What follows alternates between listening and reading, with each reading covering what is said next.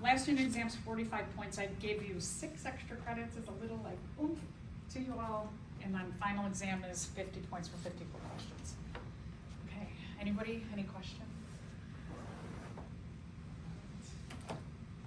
Let's start with a question. When comparing DNA and RNA, we find that no sugar is present in either. Okay, good. Only DNA has a backbone of sugars and phosphates. Good. You're saying no. Adenine pairs with different bases in DNA and RNA. Okay, good. You said yes to that. And thymine pairs with different bases in DNA and RNA. No, good. Thymine is not even in RNA. Excellent. So 3 is correct. Okay, so last little lecture on getting that information in DNA, how we are organized and constructed, the instructions for everything. How do you get that into RNA? We are looking at this transcription and translation process from DNA to RNA.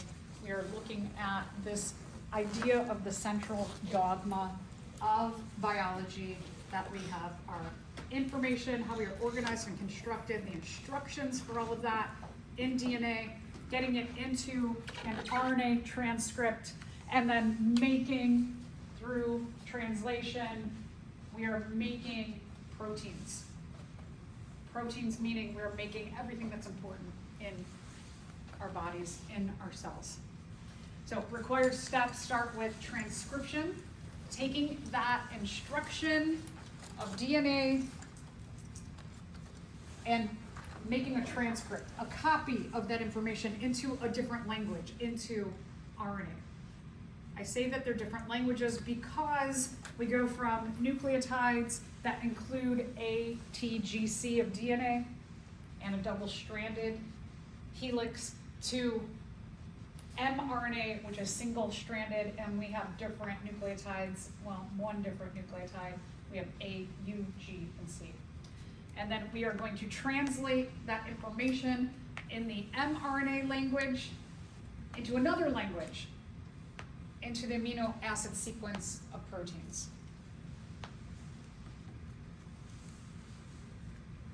So it's kind of like our first step is like using different dialect of a language.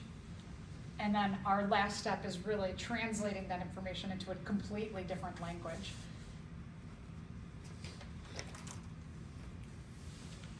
So we're going to go through the steps in a little bit more detail now.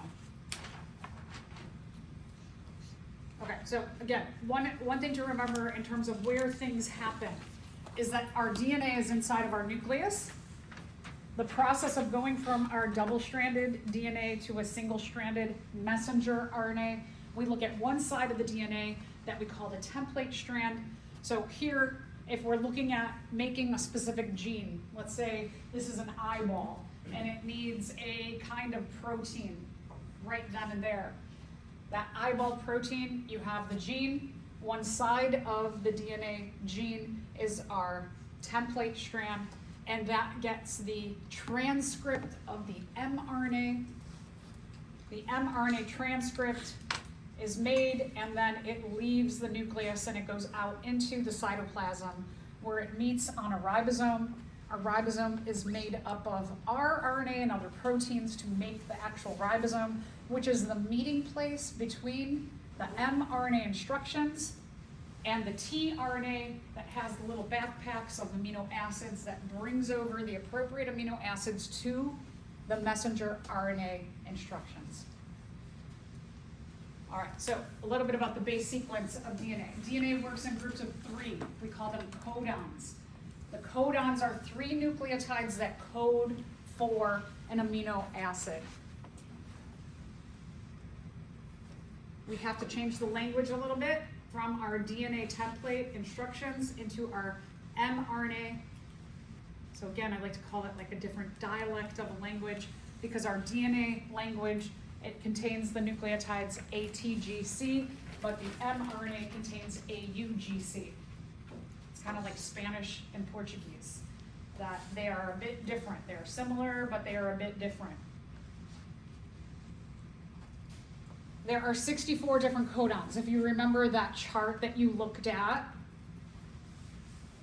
for lab 16, when you looked up your 3 mRNA codons, there was a block, there were 64 different options.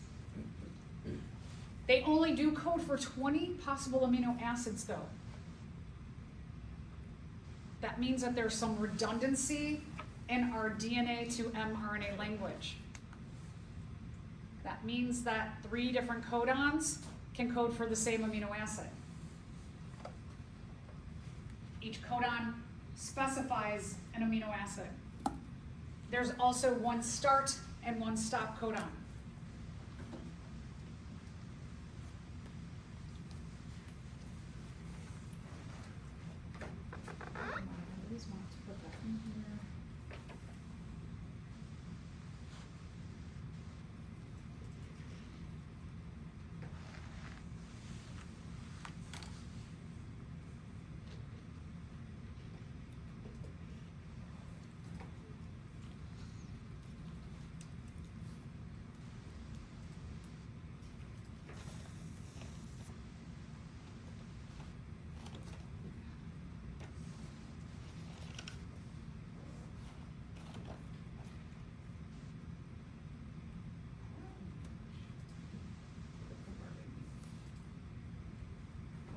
So, you saw this chart in your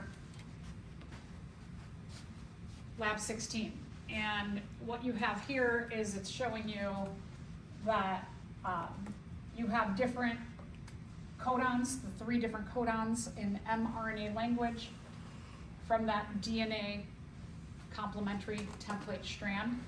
And so, for example, if we're looking at serine, serine is coded for by, you can see 4 different nucleotide codons. It could be UCU, UCC, UCA, UCG. Each one of those codes for the same amino acid. That's when we talk about redundancy in this DNA to mRNA language, that you have the ability, and this is where it comes in handy, is that you could have, in the making of our DNA and transcripting into mRNA, you could have a mutation at that 3rd nucleotide place, and it still codes for the same codon. So this is a nice thing with a redundancy that, let's say that it is supposed to be coded as UCU from our DNA AGA, that you make UCU, but instead of making UCU, you make UCC, that there's a mutation here in that 3rd nucleotide space. Well, that's okay, because it codes for the same amino acid. So sometimes when mutations are made, a mistake in the copying of the DNA into that mRNA transcript, it's okay, because of this redundancy that you have the coding of your mRNA codons, that they can code for the same thing when there's just that last nucleotide change. Is this guy like going to be on the test, or do you have to memorize the chart? You do not have to memorize the chart. The chart will be on the test. Okay. Yes, so I am going to give you the chart, and then I will ask you, like, for example, what does ACU code for? And I actually have the full names on the chart on the test. So, like, for example, if I gave you TGA as the DNA, and then you would make the mRNA transcript, and you get ACU, you look that up, and you find out that it's threonine. Yeah, so yes, do not memorize the chart. Good question. So again, this redundancy is great, that there's only though 20 amino acids. There are start codons at the beginning of every gene. It should say AUG, methionine, that's the start codon. And there are 3, 1, 2, where's the 3rd one? Stop codons. Am I crazy? 1, 2, there's 3. It's UAA, UAG. Oh, sorry, yeah. Thank you. There's 3 stop codons. When the human genome was being analyzed, what they figured out, they were like, oh, this AUG happens a lot, and these stop codons happen a lot, and someone figured out, that must be AUG, must be the start of a gene, and then those stop codons must be the end of a gene.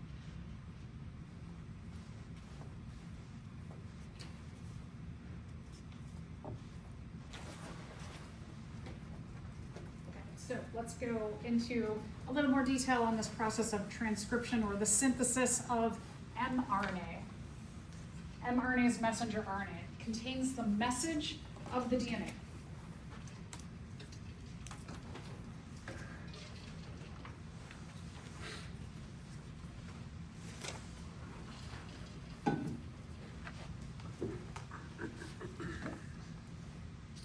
The DNA is copied into a transcript of the mRNA. This happens in the nucleus. Only one side of the DNA gene is utilized. We call that the template strand.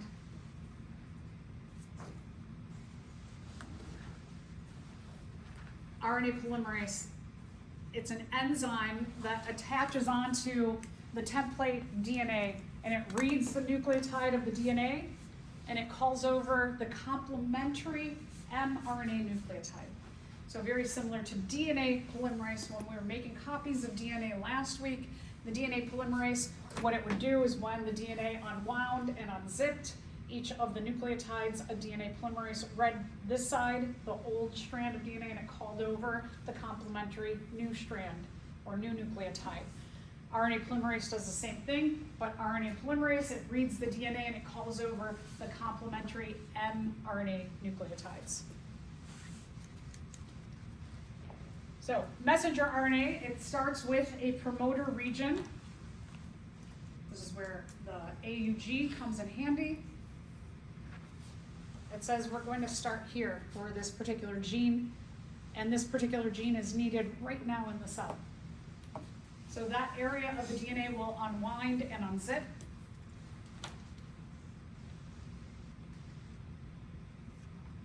RNA attaches to that promoter.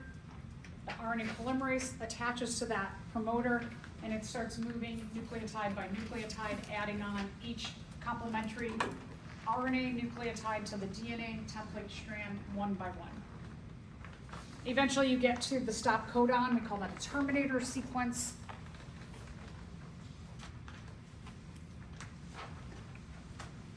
And everybody releases the RNA polymerase. It goes off the DNA template strand. The mRNA transcript releases. It gets ready to swim out of a nuclear pore in the nucleus. And the DNA goes back to winding up. DNA helicase is going to bam, bam, bam. It's going to glue back together with hydrogen bonds. The DNA, the two complementary strands that unwound, and DNA helicase is going to put those hydrogen bonds between the complementary DNA strands. So here you can see just a little visual. Let's say this is the gene that is needed right now. Gene number 3 is needed in that cell right now. You can also see that the entire DNA strand does not unzip and unwind. Only the gene that is needed unwinds. At the start codon, the promoter sequence, you can see this orange thing. This is RNA polymerase. It's going to attach there. And the RNA polymerase, it's going to start at the beginning, the A. It's going to read that. It's going to call over, it's going to call over at T. It's going to call over an A. U, it has an A in the DNA, so it calls over a U and the mRNA, and it's going to read them one by one until it gets to that terminator or stop codon. The process of elongation goes that the polymerase is going to go one by one by one down the DNA template and add on the complementary mRNA nucleotides until it gets to that terminator signal, the stop codon, and it knows, okay, I'm done. RNA polymerase is done, and then everybody releases. The RNA polymerase goes off into the nucleoplasm. It hangs out until another gene needs to be transcripted, and our messenger, our mRNA, is ready to go and leave the nucleus. Okay, here's one thing about our DNA, is that our DNA has what are called exons and introns. exons are functional parts of a gene, but also incorporated into our gene are introns or junk pieces of DNA. This is a really weird thing. It equates to the efficiency, it's an actual efficiency in here of our DNA. We're not exactly sure why. Genes are often intermingled into areas that you might have gene number 3 is intermingled with genes 4 and 5, that they all are together. We don't need genes 4 and 5 at this time, we only need gene 3. So we have to splice out genes 4 and 5 from that area of genes 3, 4, and 5. A really weird thing that our DNA does. What splices out the parts of the transcript that we don't need are called spliceosomes. I love the name. That you have an enzyme here that is going to splice out what is not needed in the mRNA transcript. We have exons and we have introns. The exon portion of the mRNA, that's the part that codes for the protein. I remember this because exons are going to exit the nucleus. If you are a part of the mRNA transcript that exits the nucleus, that means that you are going outside into the cytoplasm. You are going to become that sequence that codes for the protein. So exons exit the nucleus to code for the protein. They exit into the cytoplasm to become the strand that codes for the protein. The introns stay in, introns in. There are the parts of the mRNA transcript that get chopped out and they stay inside of the nucleus. So the spliceosomes cut out the introns and glue together the exons. What it looks like is it looks like this. So to give you an idea of what the heck is going on here. All right, so let's say that in our diagram here, that what is going to exit the nucleus are these lighter pink color. They equate to the complementary lighter blue in our DNA template. So let's say that this is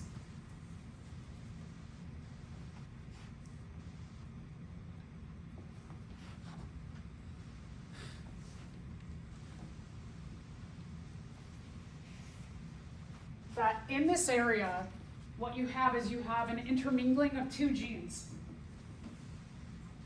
And let's say gene 3 is for an eyeball.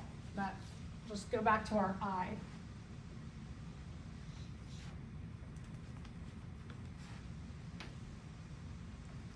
And let's say gene 4 is needed for some kind of protein in the heart.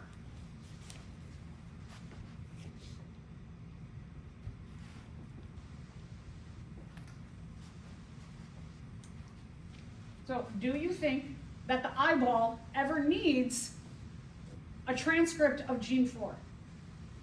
No, right? So here's what happens in our DNA is that we have an intermingling of genes that are appropriate to different kinds of cells.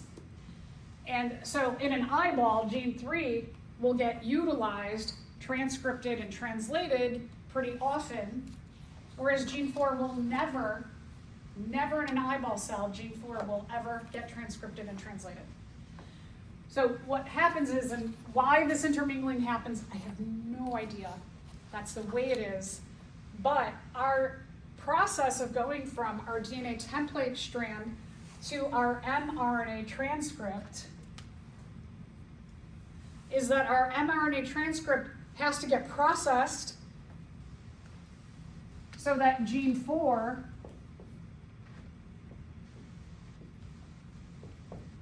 gets cut out, because we don't need that information, and that we end up with only the pieces of gene 3 as our exons to exit the nucleus. So these here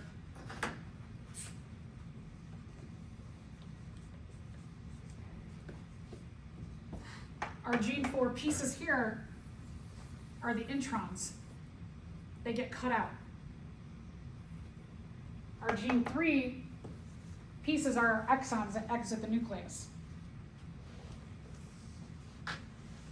Weird, but this process has to happen, and we do have this ability to do it. So just to know that exons are the mRNA portion that exit the nucleus.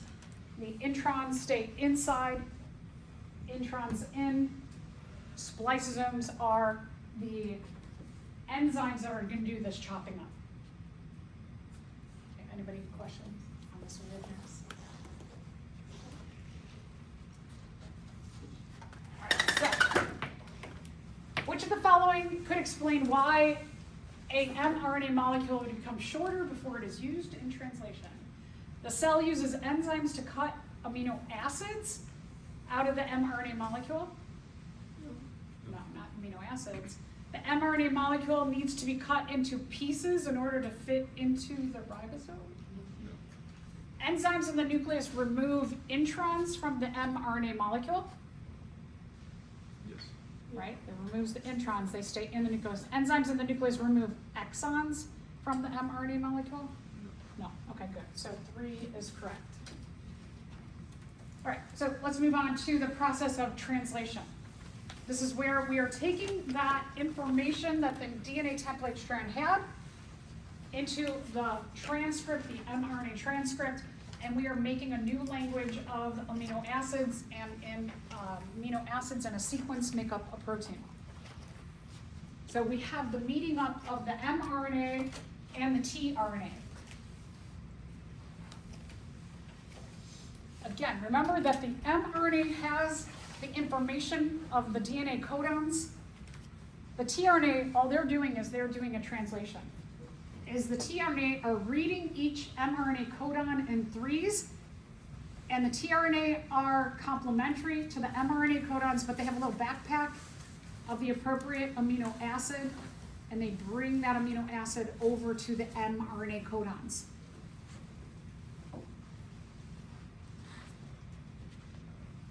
So tRNA, I like to call it like their little backpack.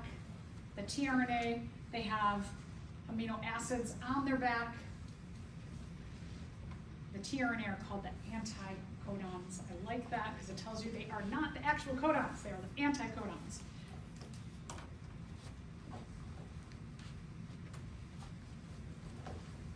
So I can't emphasize more. Remember, the mRNA codes for the amino acids. The tRNA, they just have a little backpack. They're reading the mRNA codons and they're bringing over the appropriate amino acids.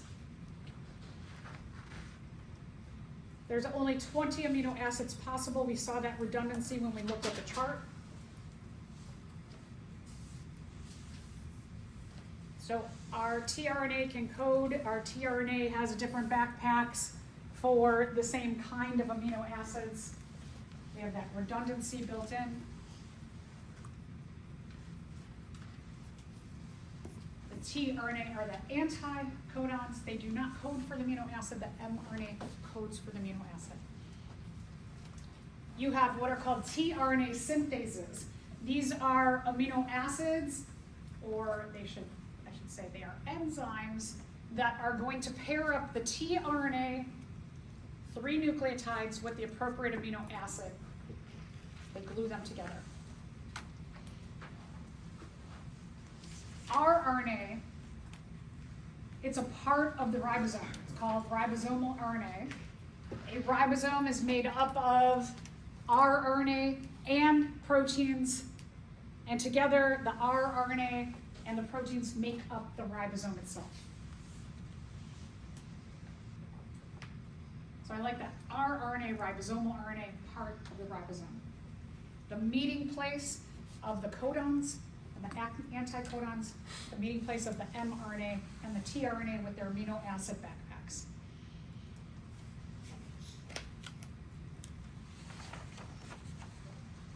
So our ribosomes are actually made up of 2 parts. Our ribosomes have a small subunit and a larger subunit. one of the things about this is that a ribosome is actually made in the nucleus. And then it goes through the nuclear pore out into the cytoplasm. If this were completely together, it wouldn't fit through a nuclear pore. So having these two different subunits allows the two pieces to get out of the nuclear pore, but then they have to come back together out in the cytoplasm. The larger subunit, it has two binding sites. It allows for two tRNAs to sit on here at the same time. The tRNA anticodons sit. Their little amino acid backpacks are here. The catalytic site, it is going to, between two amino acids, it's going to do a dehydration synthesis, and it's going to make a peptide bond between the two amino acids that are carried by the two tRNA anticodons.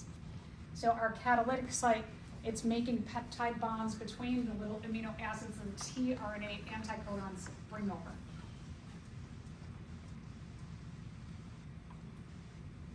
Eventually, this process stops when you get to a stop codon. The large and the small subunit, they break up when the entire amino acid chain is made.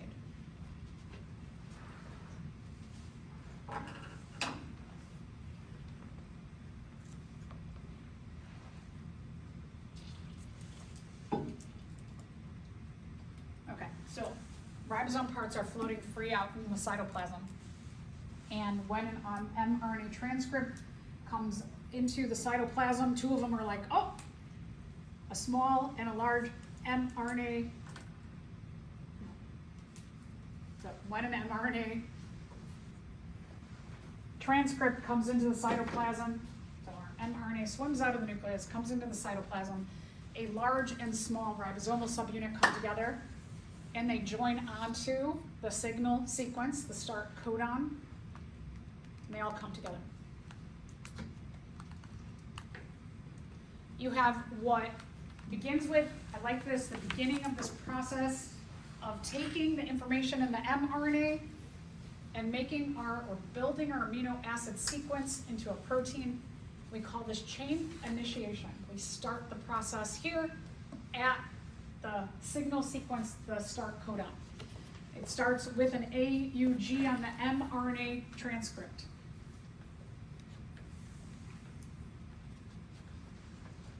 The large and small subunit of the ribosome, they come together right there.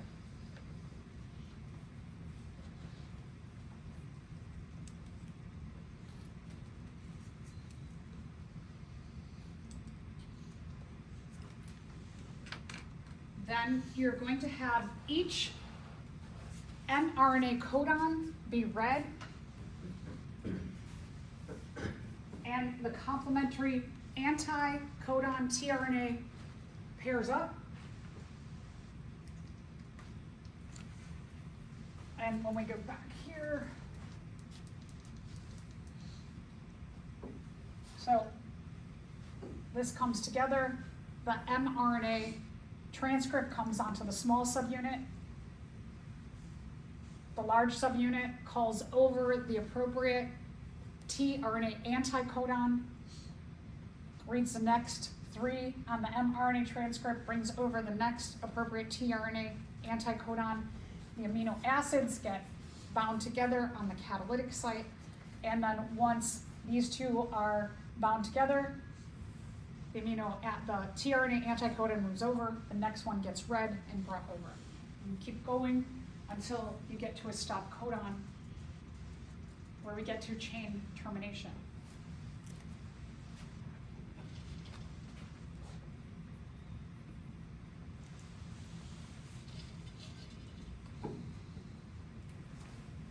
Once you get to that stop codon, everybody breaks apart. The mRNA releases the tRNAs.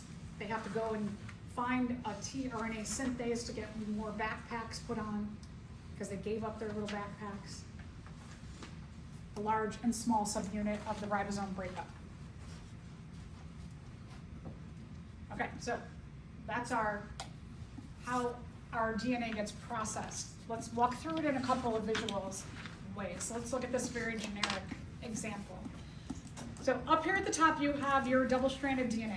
Our double-stranded DNA, in our cell, we have our DNA template side.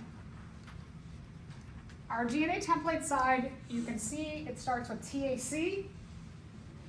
The complementary mRNA codon will be our start codon AUG. This one apparently has no junk DNA, it has no introns in it. So the next part, CCT, gets complementary GGA. And then our last three here that we see, CAA, get their complementary mRNA GU. These are mRNA swims out of the nucleus, it goes to a ribosome. At the ribosome, this small subunit attaches here, and the large subunit attaches a UAC, a complementary anticodon to the AUG start codon. That UAC is carrying methionine. At site number 2, you have our GGA is red, brings over the complementary anticodon CCU, which is carrying glycine. The catalytic site is going to make a peptide bond. It's going to do a dehydration synthesis between methionine and glycine. It's going to make a peptide bond. Glycine is going to move over to the first spot. GUU is red at the small portion of the ribosome, calls over CAA, carrying valine. The catalytic site is going to put a peptide bond by dehydration synthesis between the glycine and the valine. And then the valine will move over to site number 1, and the next one will come on. Okay, what it really looks like is this, is that when you have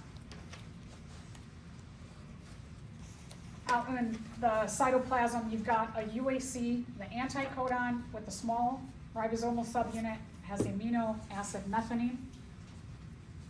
When a transcript comes and joins a small subunit, you can see our AUG, our codon, pairs with our UAC anticodon. When these all come together, it's going to stimulate a large ribosomal subunit to come over and join.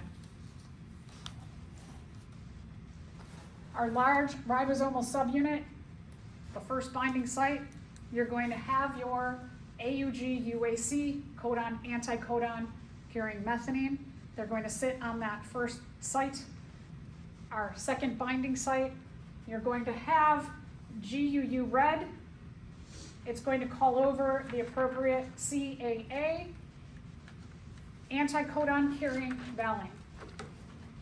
Our catalytic site here is going to do a dehydration synthesis, add a peptide bond between methionine and valine. Going to then have this move over one.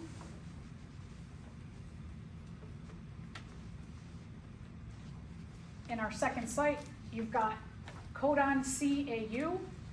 CAU is going to call over the appropriate GUA. GUA is carrying histine. Our histine and our valine, our last amino acid, they are going to undergo a dehydration synthesis at the catalytic site. A peptide bond is going to join them together. You can see that here. Everybody's going to move over. And this process keeps continuing until the entire amino acid sequence making the protein is made. That stop codon says we're done. Everybody dissociate. We've got the protein we need in the cell right now. So imagine that the template strand has a sequence of TAC. What is the sequence? What sequence of the anticodon would decode this? Okay, so if our template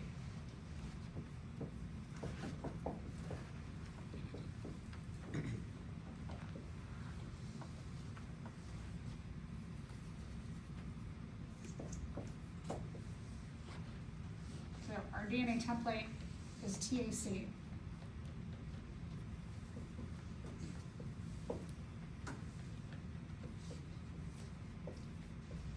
Remember that we take our DNA template strand, we make an mRNA mRNA transcript.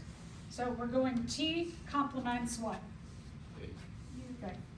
T complements A complements U. and C complements U. Okay, so that is our start, right? Let's just do our complementary anticodons. Our anticodons would be A complements, U. U complements, A. G complements. Okay, so we've got our UAC, they have a little backpack on them of methionine, but the AUG codes for that methionine. Our anticodon tRNAs are just bringing them over. So let's look at our possible answers. It says, what is the sequence of the anticodon? So yeah, we are looking for that. ATG, because the anticodon is complementary to the template strand. No. No. AUG, because the anticodon is complementary to the template strand. That's the codons. We're not looking for codons, we're looking for the anticodons. UAC, because the anticodon has the same sequence as the template strand but has a U instead of a T, Yes. which is true. So one of the ways, like, I went through it like this, complements that, which complements that. You can also look at our DNA template strand TAC, and our anticodons are UAC. They're the same, except that when we take this information and we put it into tRNA, the T becomes a U. So it's kind of a way you can double check your work and see if the DNA template and the tRNA anticodon strand are the same except for your T's or U's. And then our number 4, TAC, because the anticodon has the same sequence as the template strand. No, right? We're going from DNA to RNA. We have to replace our T's with U's. All right, good. So 3 is correct. All right, so some general things about the genetic code. It's universal for all organisms. So this is one of the reasons why we think that all organisms evolved from a common ancestor, because all organisms have the T's, the A's, the G's, the C's, and the U's. It's the same language for every organism. Based on 64 different codons with start and stop codons, and there's a redundancy to it that allows for mistakes to be made without complete disasters always happening. Sometimes, but that redundancy helps a little bit to minimize the mistakes.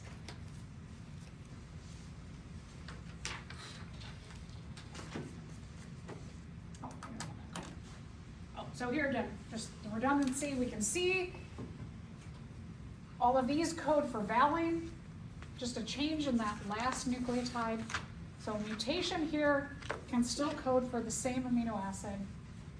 Leucine, look at this. Leucine has a bunch of mistakes that can be made. It can be made in the first nucleotide or the last nucleotide. Okay, so let's talk about mutations. What can happen when you have a mistake in the DNA? So one is because of that redundancy, you still get the same amino acid, because if that last nucleotide, or maybe the first one, if we're talking about certain ones, it can still code for the same thing. So like a UUU mutates to a UUC, and they still code for phenylalanine. New protein may be equivalent. Maybe you get in the middle of a protein, what if there's like 100 amino acids that make up this protein, and one mistake of one amino acid in the middle, but it allows that protein to still function. Maybe that one amino acid's like inside of the protein and it doesn't make a big difference. Then sometimes you get, it works out okay. And then sometimes it codes for something that's non-functional, that you have enough in your mutations that makes our strand completely mess up all along. So let's say here that our original strand is UUU, AAA, CCC, GGG, that's our mRNA strand, and it codes for these 4 amino acids, and let's say there's a deletion mutation where our third U is gone. Everything moves over one. So now, our first codon, instead of UUU, is UUA. And oh, look at, it's still, look at, it codes for a different amino acid. Our second one is lysine. Now we have asparagine. Sometimes it works out, right, that redundancy, proline and proline. But what if there's 100 amino acids and only like 10 of that 100, the redundancy works, then 90% of your strand might be totally unusable. All right, so how often does this affect us in terms of evolution? You have 10 to the 5th to 10 to the 6th of eggs and sperm carry a mutation. So not very often. Most mutations are harmful, neutral, or they give you a different phenotype for that gene that makes a new option that might actually be better. So sometimes you get good genetic variation from these mutations. It's not always a bad thing.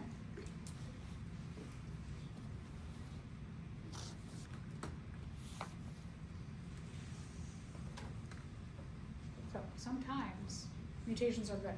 Remember that. All right, let's answer this question. If the DNA triplets were GAT, the mRNA codons would be what?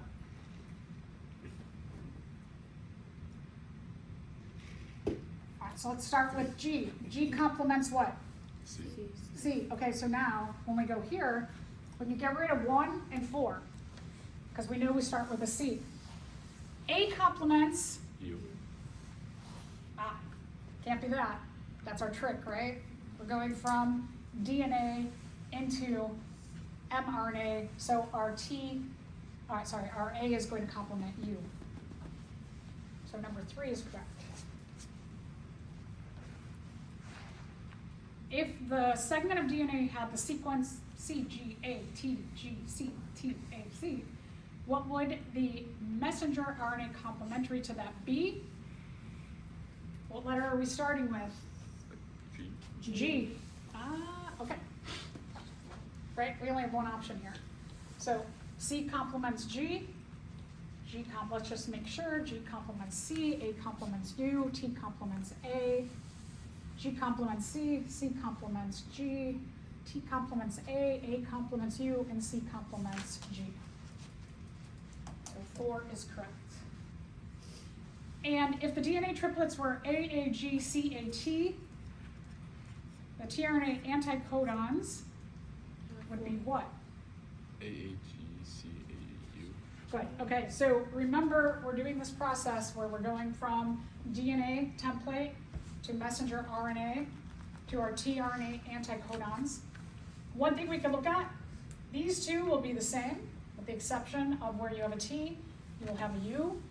So our A, we go AA, G stays the same, CA stays the same, and our last one will be a U. So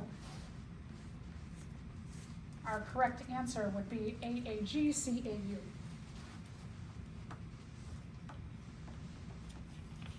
And just our last little bit of information, how are genes regulated? We have about 30,000 genes.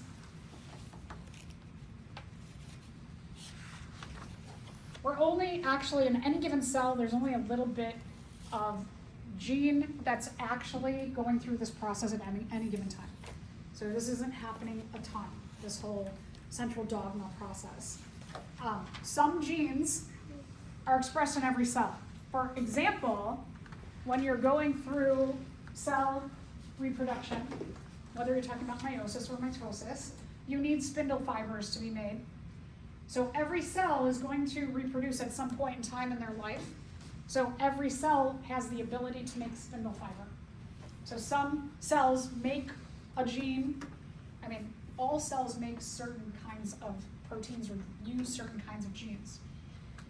Other genes are only expressed in certain kinds of cells, so right, eyeball cells are going to be the only ones that make eyeball proteins, for example. Sometimes certain proteins are only made at certain times in a cell's life. So for example, like the the spindle fiber, it's only going to be made when the cell's reproducing. Otherwise, it's not making that spindle fiber. Could be under certain environmental conditions. Skin cells. When skin cells get burned, there has to be a cleanup of those burned skin cells. So if a skin cell is not burned by the sun, it's not going to make those proteins that are necessary to clean up that burn. So certain environmental conditions will stimulate genes to work.